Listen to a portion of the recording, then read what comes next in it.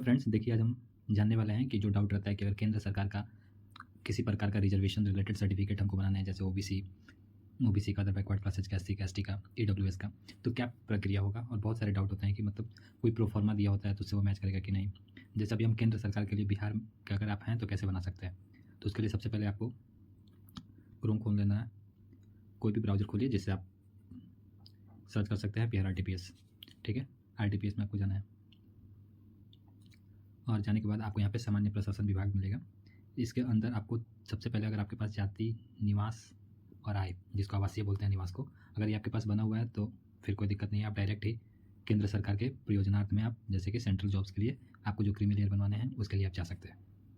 लेकिन अगर आपके पास नहीं है, अगर रिसेंट ईयर्स के नहीं है, बहुत पुराने हैं, तो फिर आपको पहले जाति, निवास, आय बनवाने होंगे।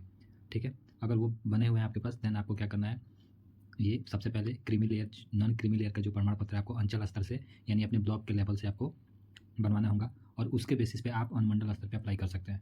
जैसे हम आपको यहाँ पे दिखाते हैं, अंचल स्तर पे क्लिक करेंगे तो यहाँ पे फॉर्म भरने का डिटेल्स आ रहा है। ठीक है, यहाँ पे आप फॉर्म भर सकते हैं। अभी फिलहाल मैं इसको बैक करता हूँ और आप एक बार यहाँ पे आइए, ये केंद्र सरकार के अनुमंडल स्तर पे।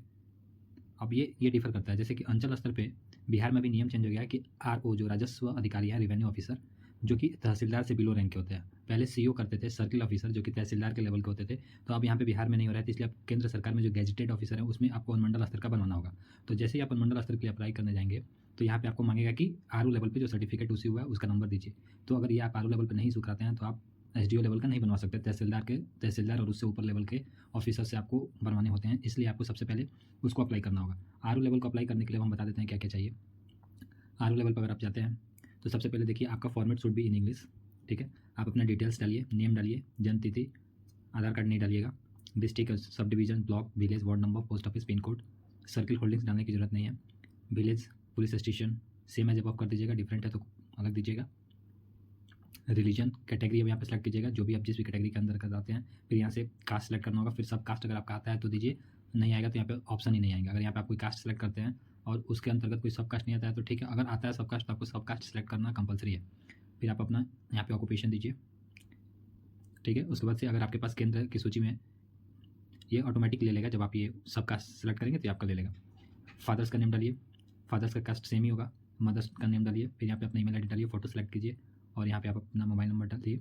फिर से इस सब में अगर आपके पास वैसा रिलेटेड संवैधानिक पद कोई है, सरकारी सेवा में आपके घर से कोई है, आपके मम्मी पापा से रिलेटेड, तो आप डाल सकते हैं, नहीं तो सीधे आप आ जाइए इनकम पे। जो आपका इनकम सर्टिफिकेट बना होगा, जो आय प्रमाण पत्र होगा, उसके हिसाब से आपको यहाँ पे वार्षिक आय फिल करना है। तो यहाँ पे एक दिक्कत ये आता है कि वार्षिक आय में जैसे आप बनवाते हैं तो वहाँ पे 4 ऑप्शन होते हैं। एक होता है सरकारी वेतन से आय, व्यवसाय से आय, कृषि से आय और अन्य स्रोत से आय, जो कि आपका आय प्रमाण पत्र में। लेकिन यहाँ पे अन्य स्रोत का ऑप्शन नहीं दिया है। यहाँ पे पेंशन दिया है, व्यवसाय दिया है, नौकरी दिया है। व्यवसाय और कृषि तो उससे मैच करते हैं, बाकी अन्य स्रोत नहीं देता है। तो आपको क्या करना है, आप किसी एक में उसको इंक्लूड करके लिख दीजिए। सपोज कृषि में 50,000 है, अन्य स्रोत में 50,000 है, तो आप कृषि में 1 लाख कर दीजिए, क्योंकि ये वार्षिक आय जो ये दिया हुआ है नीचे में आर्टिस्टिक लगा के रेड कलर का, तो इसमें आपको कंप्लीट बनाना है, नहीं तो फॉर्म आपका रिजेक्ट हो जाएगा। ठीक है, अब ये कर भुगतान करते हैं, नहीं आप यहाँ से, अब यहाँ पे आपको ये फॉर्म चाहिए। तो आवेदक का स्वयं शपथ पत्र जो है ये पे ऑलरेडी टिक है, लेकिन आपको क्या करना है, फॉर्म 8 आपको डाउनलोड करना है।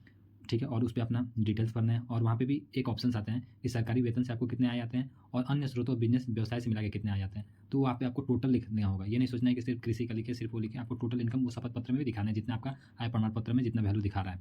ठीक है, और उस शपथ पत्र को आप स्कैन कर दीजिए डॉक्यूमेंट फॉर्म में और इन तीनों को टिक कीजिए। आपका जो रेजिडेंट सर्टिफिकेट, आपका जो कास्ट सर्टिफिकेट, आपका जो इनकम सर्टिफिकेट है, इन तीनों को भरिए। यहाँ पे चेक कर देना है चेकलिस्ट में और अप्लाई टू द ऑफिस का जरूरत नहीं है, यहाँ पे आप क्लिक कीजिए। ऑटोमेटिक आप इधर ऊपर में डिटेल दीजिएगा तो अप्लाई टू ऑफिस में वो आ जाएगा और ये अपना कैप्चा भरिए, इसको सबमिट कीजिए। फिर आप जो यहाँ पे अपने चेक लिस्ट में दिया है वो सारे डॉक्यूमेंट्स को आपको अपलोड करने होंगे और फिर सबमिट का ऑप्शन आएगा, फिर आप उसको सबमिट कर सकते हैं। ठीक है, अगर ये बन के जब आ जाएगा तो फिर आपको क्या करना है, आपको सीधे अनुमंडल स्तर पर जाने हैं और यहाँ पर कोई ज़्यादा तामझाम नहीं है। बस सिंपल से आपको सर्टिफिकेट नंबर देना है, अपना नाम देना है, गेट डिटेल्स करेंगे, सारे डेटा को फेच कर लेगा और आपको सिंपली सबमिट करना है। सबमिट में आपको ये जो सर्टिफिकेट नंबर दिए हैं उसका जो भी सर्टिफिकेट होगा उसको आप अपलोड कीजिएगा और अपना आधार कार्ड दीजिएगा और सबमिट कीजिएगा। ये नेक्स्ट डे आप चाहिए तो मिल सकता है, लेकिन उसमें एक डेट आ जाएगा कि इस तारीख को मिलेगा। लेकिन अर्जेंसी बेसिस पे आप इसको एक दिन, मतलब जिस डेट पे आप इसको अप्लाई करें उसके नेक्स्ट डेट पे आप गेट कर सकते हैं, इन वेरी इंपॉर्टेंट सिनेरियो। ठीक है, तो इस तरह ये डिस्ट्रिक्ट लेवल का बनता है। सिमिलरली अगर आपको DM लेवल का बनवाना है तो तो आपको क्या करना होगा, ये जो सर्टिफिकेट अभी जनरेट होकर आया CO/SDO, किसी एक को आप यहाँ पे डालिए और अपना नाम दीजिए, गेट डिटेल्स, वो पूरे डिटेल्स आ जाएंगे। ठीक है, और इसको सबमिट आप कीजिएगा, सारे आ जाएंगे। अगर मैं आपको एक एग्जांपल दिखा दूं कि कैसे फॉर्म बनते हैं, तो आप यहाँ पे देख सकते हैं।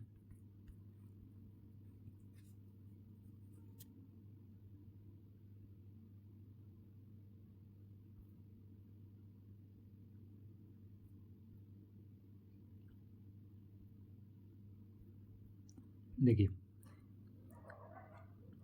ये हो गया हमारा जो बना अंचल स्तर पे जो बना है केंद्र के लिए, government of India post job related जो केंद्र के लिए बना। तो ये हमारे यहाँ पे RO साहब जो है रेवेन्यू ऑफिसर, इन्होंने साइन किया है, लेकिन ये गजेटेड ऑफिसर में अप टू तहसीलदार के पोस्ट तक नहीं आता, उससे नीचे आता है। तो ये ऐसा आपका सर्टिफिकेट बन के आएगा जब आप अंचल स्तर पर अप्लाई करोगे।